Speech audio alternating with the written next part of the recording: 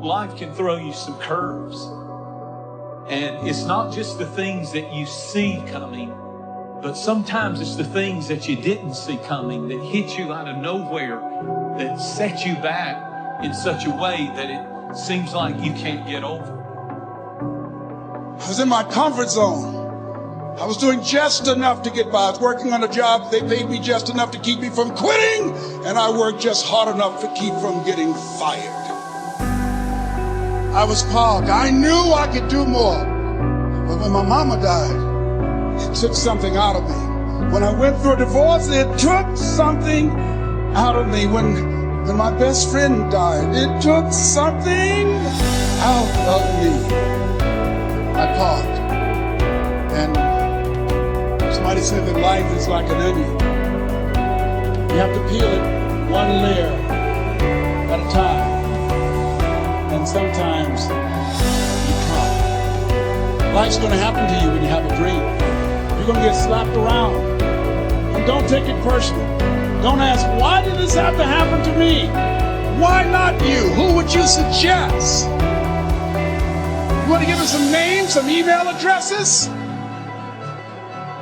And don't tell everybody. 80% don't care, and 20% glad it's you. It's called life.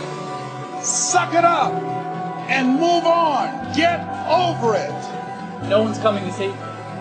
No one's coming to save you. The only person that's going to make a drastic change in your life, whether that's physically, mentally, emotionally, spiritually, the only person that is going to dig you out of your hole is who? You. You have to do it for you. You've got to become courageous to stand up within yourself, to face it and step forward. Continue to do those things that you know that work for you after you have evaluated yourself in the situation. Continue to move. Stay busy, stay busy, stay busy. It's not easy, but through practice and practice and practice, practice makes improvement. You have absolutely nothing to do with what happened to you. It's not your fault. But if I come back a week later, you're still on the ground. If I come back a year later, you still on the ground, that's your fault. If you get knocked down, there's nothing you can do about it. But getting back up has every single thing to do with you. And you will promise me that from this day forward, you will not be defeated.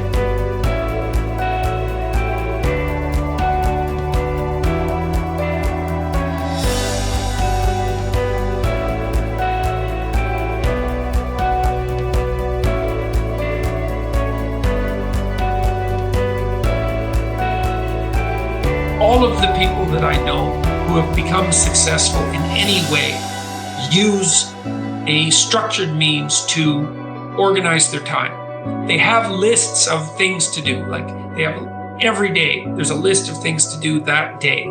Every week, there's a list of things to do that week. Every month, there's a list of things to do that month. You know, at every level of temporal resolution, there's a sequence of plans. And those plans are implemented on a day-to-day basis.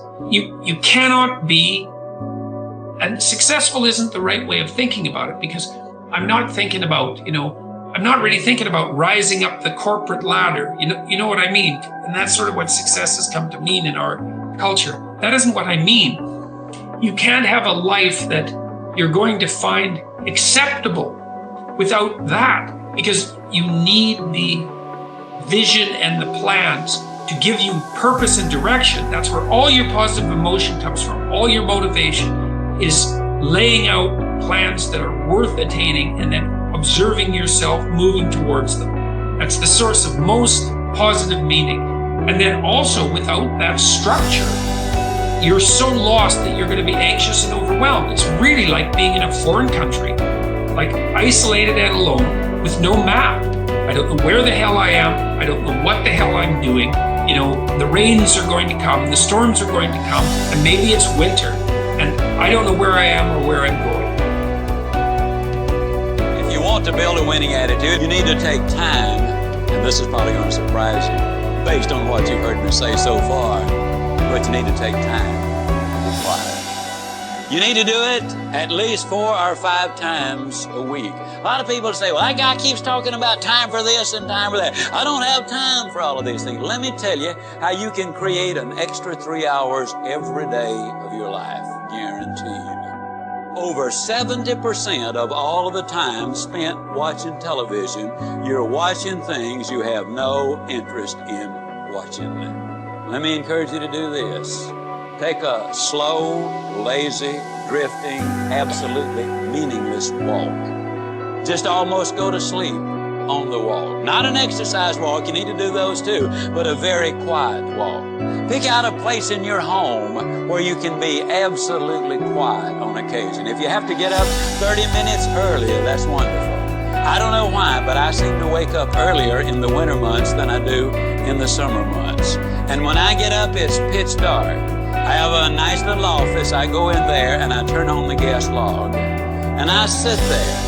And every time I do that, without exception, I have the most exciting day of my life. I simply run through my mind the things I'm going to be doing. As you plan the day, as you think of all of the things we've got to be excited about, it really does renew your energy and it gets you excited about the day. Now let me tell you something. This is going to be one of the toughest things you'll ever do. When you sit down saying, well, I'm going to sit perfectly quiet for 20 or even 30 minutes, you will think of 2,868 reasons or things that you've got to do. You try to decide, do I raise the window or lower it? Do I turn the heat up or down? Do I cut the air conditioner off or do I turn it more full blast? Do I really need to go to the bathroom? Am I going to get me a cup of coffee? What is that noise against the outside? Maybe I better check up on that. Resist the temptation. Spend a few minutes in quiet, reflective thought. It does make a difference. Take time to be quiet. We actually have a biological instinct for meaning that orients us in the world. And that instinct manifests itself when we place ourselves in a position in the world where we're competent, where what we're doing is working, so that we're not too terrified and anxious, but also while we're simultaneously advancing ourselves and improving our ability to cope with the world. So for example, if you watch an athlete, a high-level athlete, who's at the peak of his or her performance, you see someone who's extraordinarily practiced at what they're doing and has developed the expertise necessary to do it. But then you also see them push themselves on that developmental edge to make themselves just that much better. And that function is associated with an intrinsic sense of meaning. And whenever you see anyone manifest that, you are automatically drawn to it. You see that when an actor pushes him or herself beyond their limits. You see that when someone speaks extemporaneously and manages it extraordinarily well. And I'm trying to help people understand that this meaning is a true phenomenon. It's not a secondary thing. And also to point out that most of the time, that meaning is associated with the adoption of responsibility.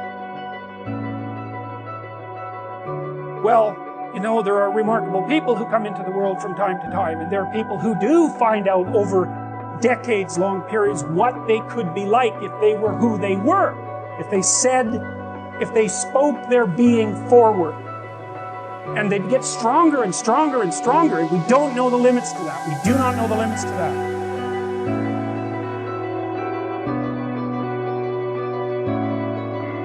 I think one of my greatest inspirations or things that I would feed off of basically was just obviously people not believing in the cloud of doubt that kind of I felt hung over my head and wanted to just prove everybody wrong. You know what I mean? I wanted to make it, and I was going to make it regardless of what anybody said.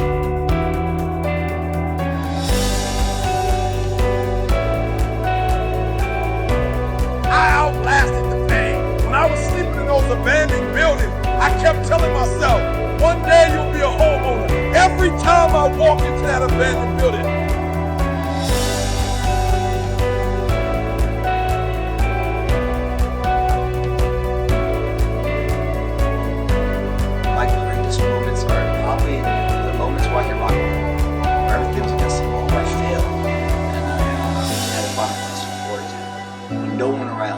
my ass up and reface what knocked me down. This time beating it. It's those moments in life that really build the character. It's not the titles. It's not when the crowds are cheering. It's when no one's cheering. Who are you?